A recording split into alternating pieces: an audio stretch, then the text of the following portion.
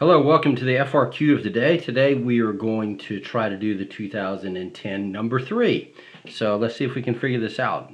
It says, Humane Society wanted to estimate with 95% confidence the proportion of households in its county that own at least one dog. Part A, interpret the 95% confidence level in this context. Then it says the Humane Society selected a random sample of households in its county and used the sample to estimate the proportion of all households that own at least one dog. The conditions for calculating a 95% confidence interval for the proportion of households in this county that own at least one dog were checked and verified, and the resulting confidence interval is 0.417 plus or minus 0.119. Part B. A National Pet Products Association claimed that 39% of all American households owns at least one dog. Does the Humane Society's interval estimate provide evidence that the proportion of dog owners in its county is different from the claimed national proportion? Explain.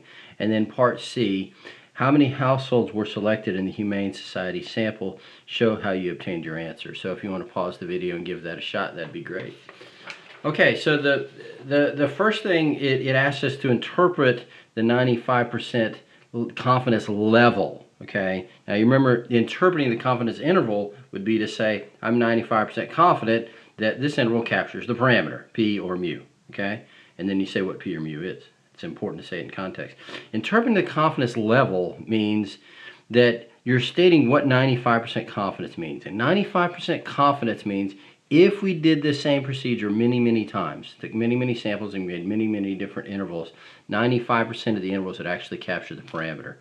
And so this is the way that I worded this one. So it says if you were to take many samples and create many intervals with the sample proportion of households in this county that own a dog, 95% of the intervals would capture P, the proportion of all the households in this county that own at least one dog.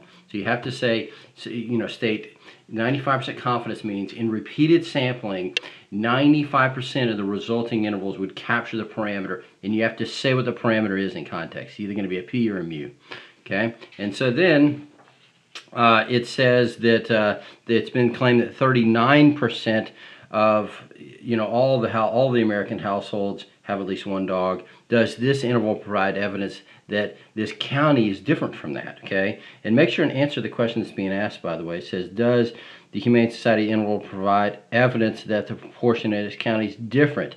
And so the answer is no, because 39% is in the interval, and that's what you have to say. So there's the interval. It's somewhere between. It's we are 95% confident that P is somewhere between 0.298 and 0.538, and 39% is in the interval, so it's a plausible value. So what you need to say is this: no, 0.39 is in the 95% confidence interval, so it is a plausible value for P, the proportion of all the households in this county that own a dog. So you had to clearly state that 0.39 was in the interval, and that means it is a plausible value, and you had to say it in context. Make sure and say all these things in context. That's important.